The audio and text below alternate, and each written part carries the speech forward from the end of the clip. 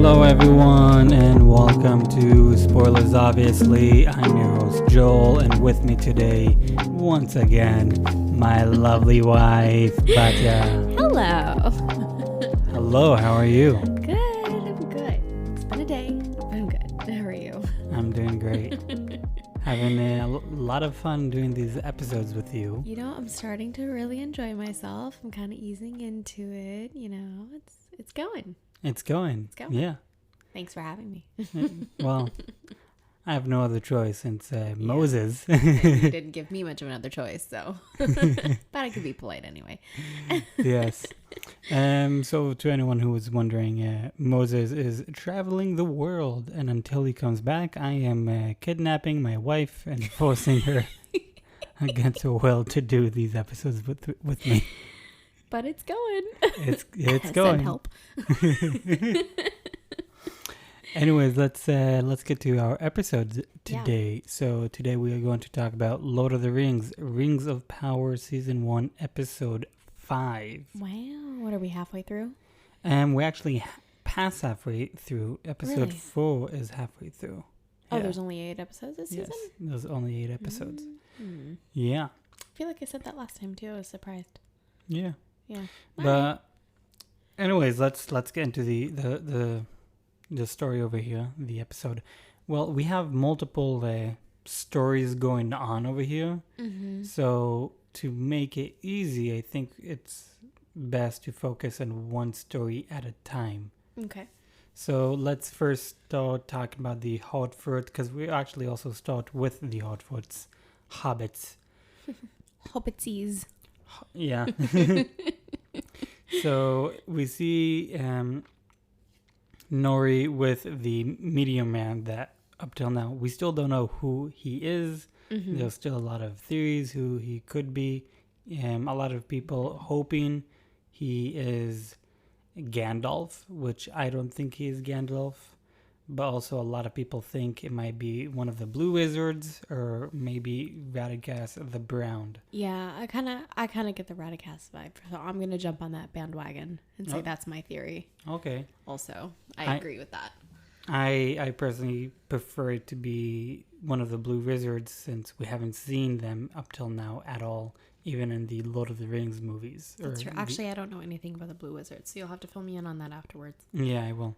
But and we see Meteor Man, or the Stranger, however you want to call him, slowly starting to learn how to talk. He's talking with Nori. He's like understanding their language now. Exactly, and they're talking between them, and he gets to a point like he is questioning himself: is he a good person or a bad person? Mm-hmm. And Nori tells him, like, and confirms to him, like, no, you are a good person. You are with us. You know, at one point he calls himself a peril. Like, she was explaining that there's a lot of perils along the way. Yeah. And he's like, I'm a peril. And she's like, no, you're nice. Even though you kill fireflies, you're nice. Yeah, so I do believe he's good. Up till now, we have only seen him doing good stuff. Aside from the killing of the fireflies part. And being all weird and mystical. It's bugs, really. Like, I kill... No, but it's more than just the bugs. It's not the idea of the bugs. It's the fact that he's, like, sucking and removing life force energy out of a being. Like, he's channeling that life force energy for his magic or for whatever good it is that he's doing. And in the end, it's actually killing. It's not doing good. It's taking away. And there's a difference. So I think that's the idea behind why they chose to show, like, the fireflies, that he, like, took their life force away from them, which sort of in a way makes him look like a bad person, but magic also always has a price. Yeah. So it could also be that he's not a bad person. It was just the price of, you know, whatever it was that he needed to do, just like we slaughter animals. We used to, we don't anymore. But it's the same idea. Yeah. Well, just this week, you asked me to kill multiple cockroaches for you. God, I thought my soul was gonna leave my body. Yeah, so it's so I guess we're bad people. But anyways, he wants to know if he's a good person or if he's a bad person, and she tells him he's a good person. We then later on see Poppy singing her song as they travel throughout Middle Earth. And I actually enjoyed that song. I don't remember the music, but that was The lyrics were sweet. Yeah, it was a nice song, and we see them travel throughout Middle Earth, and that was finally for me something like, okay, here's something a little bit that I can enjoy, because again, I'm not enjoying this series at all. Do we know if that song, like, that it's a poem or something that originates from the books, or it's just something they made up? I actually have no idea. I didn't look it up. But yeah, we then see that our hobbits are catching up to the other group, to that all ahead of them. And one of the Hordfoots is going to, like, the leader, the one with the book.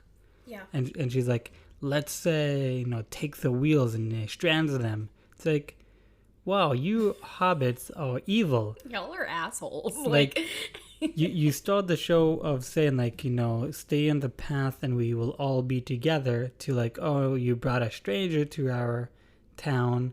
Off of your head.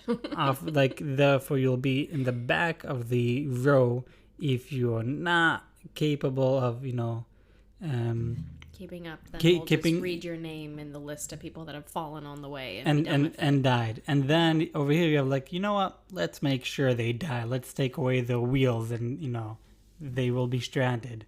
Yeah, I was a bit surprised by that too. So it's like, well, what's going on with you, hobbits? But and then our hobbits are being attacked by wolves, and then we have Meteor Man saving them, and he hits the ground with his arms. Yeah, and the wolves go, like, flying. Yeah, and this is I believe he is a wizard, and this is before his staff, his magic. He will then later channel his magic through the staff rather than with his physical arms. His, like, mortal body. Yeah. Sustain damage from it. Exactly. And then he goes to, like, heal his arm by going to the water and freezing it, and then Nori comes. And she gets stuck over there with her Don't intervene when a wizard is sticking his arm into a frozen pond. Like, you stupid child. Yes. I was watching it. I'm like, Nori, don't. No, Nori. Oh, Nori just did that. No. God damn it, Nori. It's funny. There is a sentence that Gandalf does say. I don't remember it word for word, but it goes something like, do not meddle with a wizard's business. In a wizard's business. Something like that. Are we sure that's not from Harry Potter? Yeah, I'm sure. But it's funny what you said. It's kind of almost what Gandalf does say later on in Lord of the Rings. But obviously she does meddle with a wizard's business, and she gets injured, and then the stranger comes and tries to help her, and she's like, oh no, I'm scared of you. You attacked me, air quotes, and therefore I'm afraid of you. You are now evil. And she runs away. And if I'm not mistaken, that is actually the end of the Hobbits for this episode, their storyline. Then we do have Númenor, whatever is going on with Númenor and Galadriel and Halbrand. We see them basically gathering their army, getting on, saying we are going to sail to Middle Earth. Before that, though, we have the whole thing with Isildur and how they're fighting, and she's like, we have to train the army because the army, like, doesn't know how to train because y'all are a bunch of, like, Navy men, and you guys don't know how to operate swords properly, and you'll just die the second you come in contact with an orc. So then she goes and does her own little, like, training thing. Yeah, which was for me was very cheesy because it looked like, a choreographed. It's because it was. It was, and you can see it was. Yeah. And it's like, I mean, the whole idea, I guess, was to show that, like, not wolves, elves fight so much differently. Like, they're very light on their feet, and she's just dodging the sword left and right. Like, I get why they showed that, but I don't know. It was just kind of, I agree, it looked choreographed. Like, they could have done better.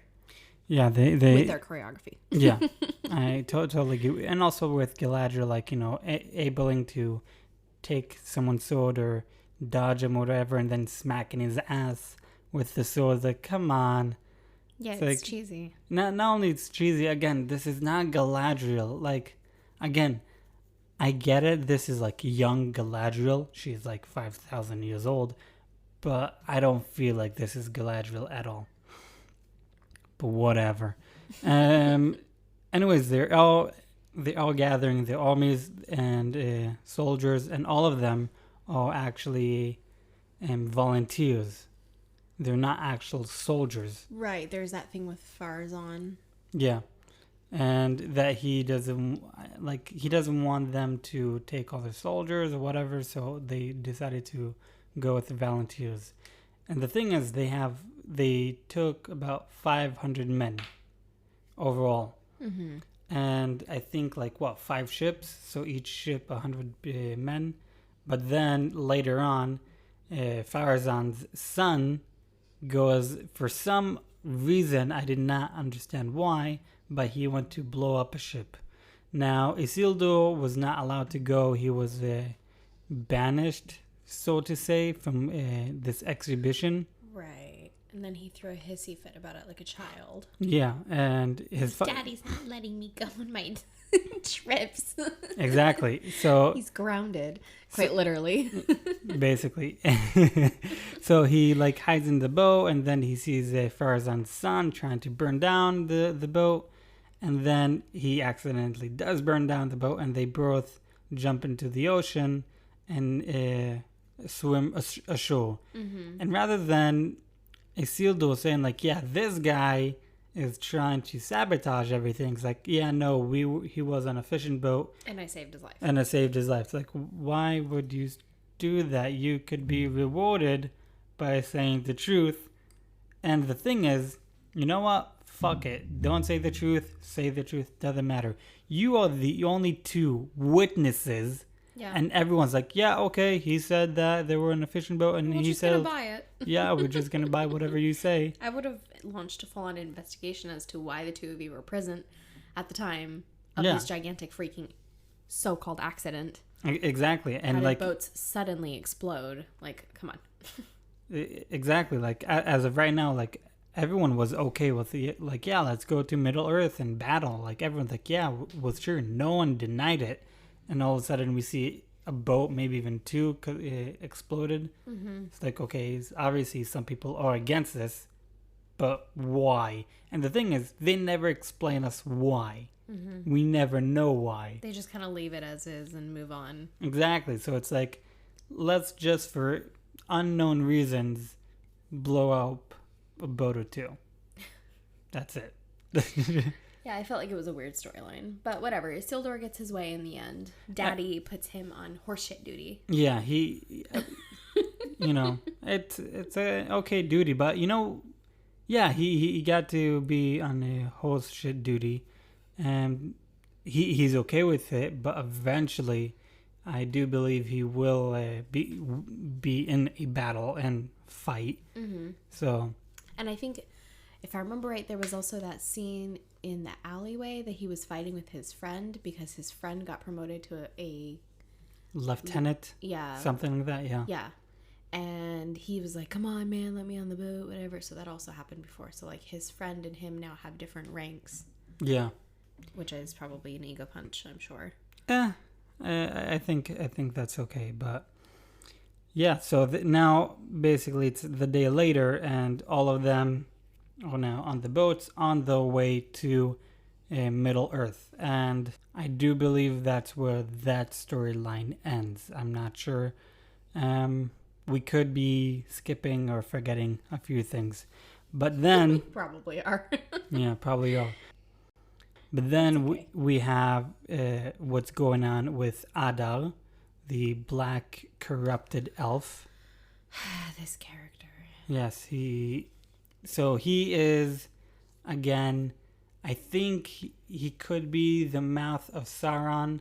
Mm-hmm. I'm not sure, but he has a plan for some reason. What is his plan? Is to become a god, according to what he said last episode. And he treats all of his orcs as his children, but not in a parent way. More in a like how I would, as an owner of an animal Yeah. type of way. Yeah. It's really weird. That whole scenario it's just a weird storyline. It's a weird character. We'll see what happens with it, but So we see him like standing and absorbing the sunlight, and right. he says like he's going to miss it because soon enough there will be no sunlight. Mm-hmm. Now I don't think he means to destroy the sun just like Morgoth did, because Morgoth did not destroy the sun. He destroyed the 2 trees that brought light to the world, and Okay. and then there was a tree. And then someone took from those trees before Morgoth destroyed the 2 trees. Someone took a flower and a fruit Mm-hmm. or a seed, and then that turned into the sun and the moon. So I don't believe he's planning on destroying the sun, but I do believe we do see, like in the movies, we see Mordor and basically all of that. There's no sun of that because there's so much like cloud and smoke and ash. Mm-hmm. Like according into the movies, if you see the movies, you see Mordor. There is no sunlight because there's so much darkness over there, and most of the smoke comes from Mount Doom. That okay. Yeah, and Mount Doom is where Sauron created the One Ring. Right. So you think it's going in that direction? I think it's going into that direction. That's interesting because also, what's her name? The Queen. Yeah. So when she was talking to her father's like, "Don't go to Middle Earth. All that's waiting for you there is darkness." Yeah. So I guess maybe that could also be like sort of foreshadowing to it as well. Yeah, it definitely could be. We will have to see if it is, but in the meantime, we see Adar getting his army all ready, because he does tell us like later, like in the night, we are going to attack the watchtower where we have our people still over there. Like half of them went to Adar to serve him, and the other half stayed. So the half that went over there, one of them, the old Waldrig, I think is his name. What? Waldrig, I think is his name. I don't remember. The but farmer. The old farmer. He was like, "Go Sauron." Yeah, so he's like, obeys the guy. He obeys Adar. It's like, "Oh, Sauron, we've been waiting for you." And Adar just beats him. It's like, "Yeah, no, I'm not Sauron." He's like, "It's okay, I'll follow you anyway." Yeah, that was funny. But then we also have the other kid that was with Theo. Uh-huh. And Adar's like, "Yeah, just to show you, if you are really on my team, kill this kid." And he's like, "No, yeah, I'll serve you either way. Right, I'm gonna kill this kid if I must." Yeah, we don't see him kill the kid, but we know what happens. we know what happens. So then basically it does show us like, okay, Adar is a bad guy, and they are prepared. Like, we know he's a bad guy, but he is willing to make his people kill each other just for his sake. But yeah, he's preparing the people to go attack the watchtower, and then we have the people in the watchtower basically preparing for the battle, and they had like in a light bulb moment, and they say like, "Oh, we have the watchtower. Let's basically destroy the watchtower." Like lure them all inside. Exactly, and that's how we will defeat them, because they are a bigger army compared to us. And then Theo comes and shows like, "Hey, I have this sword, by the way," which this is what they're looking for. And then they figure out, oh wait, this sword is actually a key for something, and they see where is the keyhole.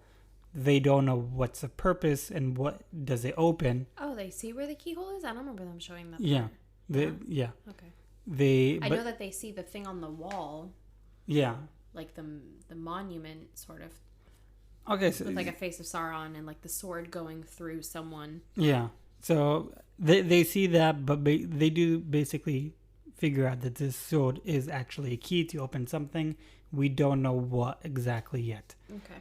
And that and now they are like planning their strategy of how to defeat Sauron and, you know, win the battle. Mm-hmm. And I do believe that is the end of that storyline. Okay. And then we have the controversial Mm-hmm. storyline, and this is in Khazad-dûm with the dwarves and Gil-galad. So first of all, Gil-galad, I have to say, I love Gil-galad. He's amazing.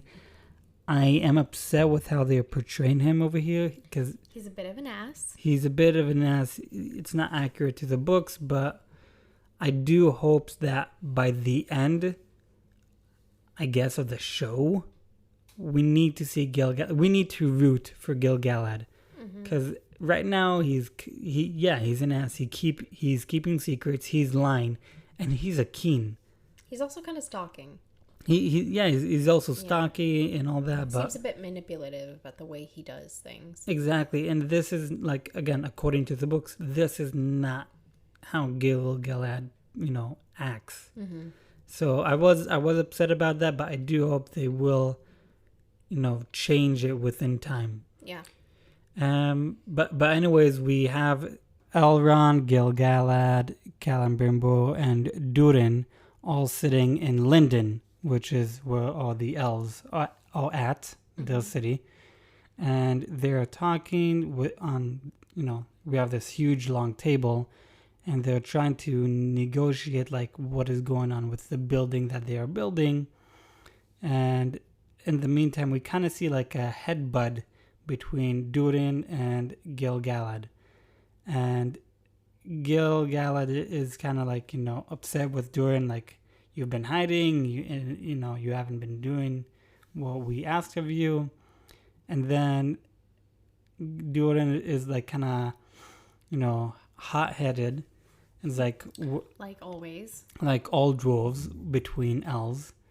But then Durin comes and says, like, this is a nice table, made out of, this specific stone that you can only find in certain kinds of depth underground. Mm-hmm. And this stone we actually use for funerals as a casket. And here you are using it as a table. So that is a big insult to me. Like it's a really sacred stone to us. Exactly. Yeah. It's a huge insult in what you're doing over here. And Gil-galad is like all apologetic. Mm-hmm. And is like, you know what? Whenever you leave, you can take the stone with you as a gift. Which was really kind of him. Yeah, it was. And they say like, you know what? Okay, no problem. We will continue the work. We will work together. All good. No problem. And then later we see Elrond escorts Durin back to his house, but like by the end of the forest. And we see them taking the stone with Durin. And Elrond is like, that's a lie about the stone, isn't it?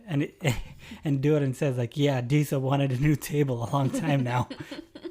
And that was actually very hilarious and very. I liked that scene. Yeah, that was very funny of that moment. But then what we see, which was annoying, we see Gil-galad basically spying, and what is being all stalkery and lingering in the woods behind them. Exactly. Yeah. If I'm not mistaken, I did skip something a bit before that. We have Gil-galad and Elrond by the tree, the sacred tree. I think it's after. It's after? I think it's right after, yeah. Okay. It's in the same set of scenes though. It is, yeah. But no, what we have is Gil-galad talking to Elrond and saying like, did they find it? And Elrond keeps telling Gil-galad like, I can't tell you yes or no because I made an oath. And we did explain how powerful oaths are in this world in the last episode. But he says like, I can't tell you. Yeah. I made an oath. I'm going to honor it. Yeah.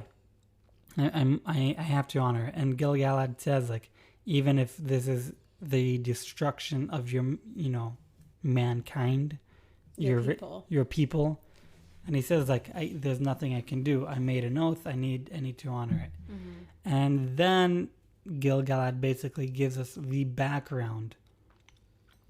And before we actually say the background, this background is 100% false. It's not accurate to the books whatsoever. Amazon 100% made this up.